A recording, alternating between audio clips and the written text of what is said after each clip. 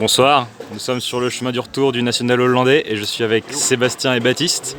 Sébastien et Baptiste, vous allez nous présenter la liste que vous avez jouée au main event samedi et dimanche.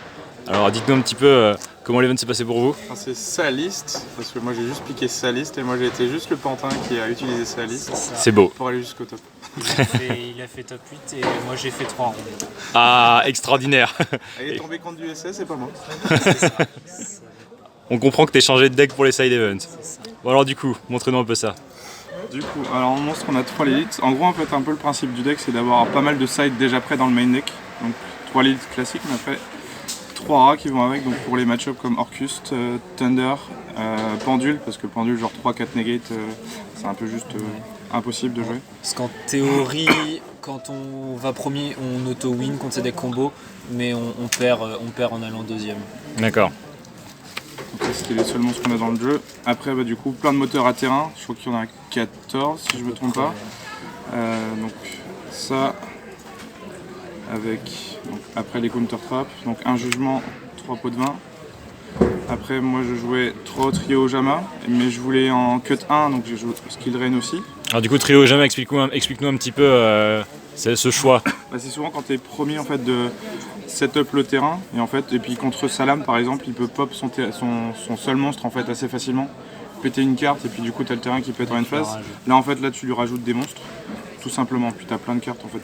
Et ça va être intéressant après side, quand on va avoir peur de Denko, faire métaverse en stand-by, là l'autre va vouloir passer et tu vas activer un trio Jama ou avec la trap trick qui va aller le chercher, voilà. Et il se fera avoir.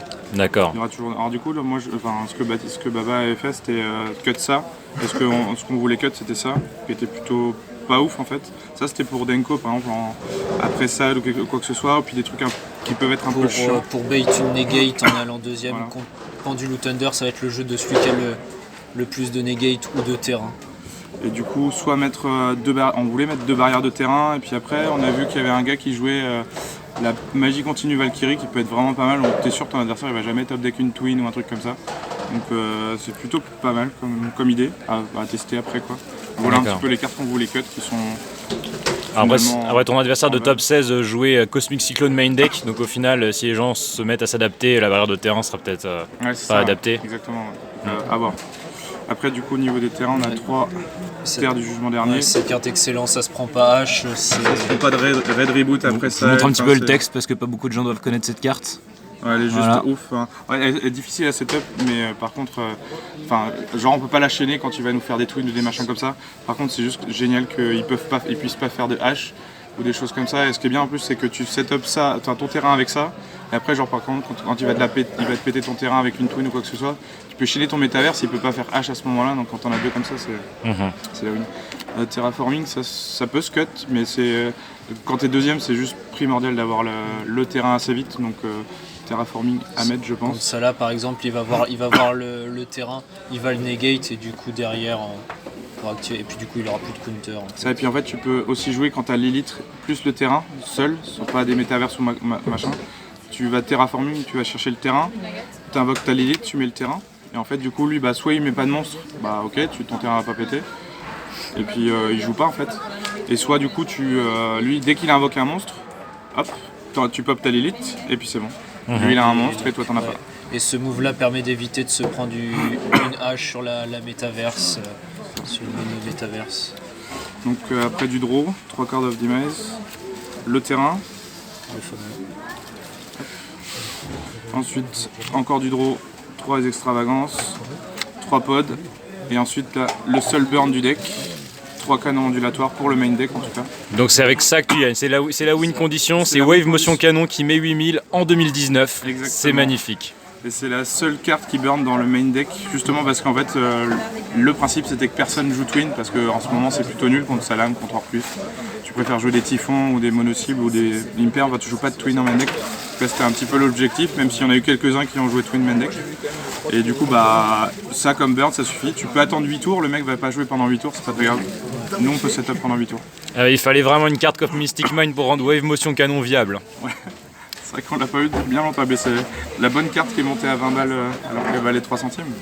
Bon, alors du coup, l'extra deck qui devait pas être très important, Alors, présente-le nous rapidement parce qu'il y a des trucs rigolos du coup. L'extra deck, les gens pensaient qu'il n'y aurait pas d'importance, mais finalement, peut-être montrer le side parce que l'extra deck a un intérêt avec le side. D'accord. Justement, le side, les 3 Waking the Dragon, donc l'extra deck sert quasiment qu'à ça, juste une autre chose.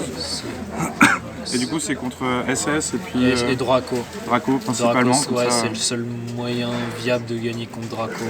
c'est ça. Surtout que ils jouent sans extra, du coup, l'Ultimate Falcon, ils peuvent littéralement pas le passer. Donc on va vous montrer après ce qu'on met justement à Summon.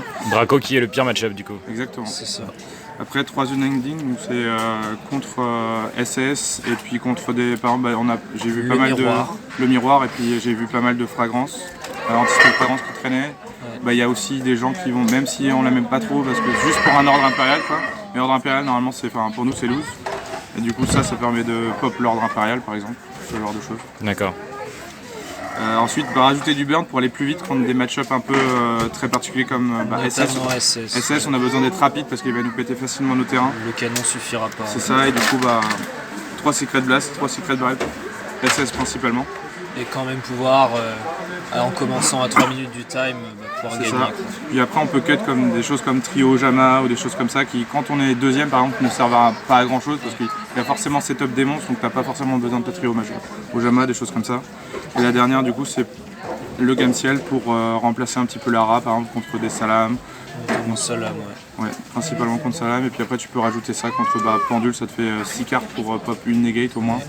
Au lieu d'avoir, t'es pas obligé d'avoir 4 terrains pour jouer, tu vois, tu peux juste avoir ça plus 3 terrains ou des choses comme ça. Est-ce que vous rentriez ça aussi dans les match-ups susceptibles d'avoir Denko peut-être? Aussi Denko. C'est ça, ouais, contre Denko, parce que souvent en fait ils vont faire Denko, mais ils peuvent pas jouer parce qu'ils ont pas de twin. Alors c'est parce que les gens, je pense, ne savaient pas trop jouer contre Burn encore, mais la strat, je pense, c'est plutôt tu mets Denko et tu fais ta twin en même temps. Et là, il y a beaucoup de gens qui faisaient Denko, qui passent turn parce que ils peuvent pas attaquer, pas activer d'effet. Et puis du coup, tu fais Gameciel sur Denko. Et puis du coup, il utilise sa Denko un peu dans le vent, quoi. Alors que s'il attendait d'avoir les deux dans sa main pendant que tu C'est ça, pendant que tu mets 4 tours sur ton Wave Motion Cannon, il aurait peut-être pu gagner. Ouais, c'est un peu le principe aussi contre Salam aussi. Salam il va setup, il va juste mettre une rage alors qu'il faut vraiment avoir une range d'une roar ou des choses comme ça, ou alors rage avec Falco pour la reset tout de suite. Mais les gens ont peut-être genre. pas l'habitude de jouer contre ce deck C'est ça, et exactement, du les coup gens on ont pas réalise pas qu'ils peuvent se permettre d'attendre plusieurs tours vu que c'est pas très commun à Yu-Gi-Oh en ce moment. Après, nous on joue pas beaucoup de burn, alors du coup ils ont beaucoup plus de temps contre ce deck là, enfin contre cette decklist là. Les decklists qu'on a vus, ils jouaient quand même d'autres burns. D'accord. Je crois c'était la seule decklist qui Ouais, jouait que Wave oui, Motion. on a- Ils jouaient tous des barrels et des Ok. trucs parce comme ça, je crois. qu'en testant, je me rendais compte que les cartes de burn, elles font pas de CA, c'est pas forcément. Mais non, du coup, c'était pas. On voulait éviter d'avoir des cartes aussi mortes, entre guillemets. Ça faisait juste gagner des tours de canon. Exactement. D'accord, très bien. Et ensuite, du coup, l'extra, donc principalement de l'invocation de Wave de Waking the Dragon. À part ça, donc pour Cyber Dragon, histoire de. Pareil pour Cyber Dragon, histoire Quand de. on a de la place en extra, voilà, on c'est met ça. C'est ça. C'est juste parce qu'on veut comment. On va juste faire des pots d'extravagance, quoi. Après, du coup, contre le match-up SS pour Waking the Dragon, 3 extérieurs. Et du coup, c'est ça, et puis il y a 3 Ultimate Falcon qui l'empêchent complètement de jouer. Contre Dracos, pareil, il est incapable de la gérer quasiment. Et après, du coup, il y a 4 cartes. Alors, moi j'ai mis ça parce que j'avais que ça. Ouais. Et donc, du coup, 2 Clara, c'est pour out en fait la sphère. Quand elle revient, si jamais le gars nous la fait revenir sur notre terrain, du coup, on peut la changer en Clary Rouchka et le prochain tour, donc c'est vachement long, hein, mais le prochain tour, on pourra la suicider sur un monstre adverse. Et sinon, si on a Lilith dans la main, on peut du coup, avec la sphère de Ra, faire. Là, j'avais ça, mais il faudrait mettre un truc à moins d'attaque. L'idéal, c'est Reprodocus, c'est la ligne que de générique qui a le moins d'attaque. C'est ça, moi j'avais que ça sur le moment, mais du coup, j'ai mis ça et tu l'as fait. Ça m'est jamais arrivé de la faire, mais. Tu la mets et puis tu pop ta C'était des sphère scénarios de qui Ra, étaient arrivés en testing, quoi. Ok, donc en théorie ça c'est des reprodocus quoi. Oui, C'est ça, ouais, exactement. D'accord. Et 3 Klaranushka, 3 repro. C'est ça, ouais. Dans Donc l'idéal. les cyberdragons servent pas vraiment à grand. Enfin, Reste ça Oui. va à rien clairement parce que 5 cartes d'extra deck pour le match-up Cyber Dragon. C'est ça. Bon. c'est ça. Donc voilà. Bon, bah, merci Un peu beaucoup de decklist, et puis, pour votre decklist. Est-ce que vous avez des gens à remercier, des choses à dire, des choses comme ça? on va remercier les coins des barons qui me prêtent des cartes et puis on va remercier aussi le grand voilà, les grands barons qui font du beau truc. Et puis surtout, on va remercier Maximilien Delval qui m'a prêté. En vrai, tout le jeu, il y a au moins 90% des cartes, c'est du bel rareté et du bel US, parce que c'est du Maximilien Delval. Il m'a tout prêté quasiment.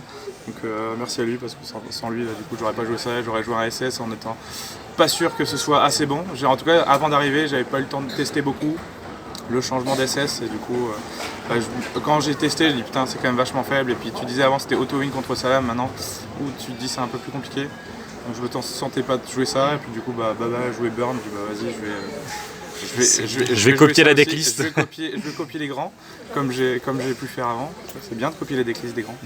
Ça marche pas mal. Ça a bien marché aussi. Ouais, super, merci les gars, à bientôt. À plus.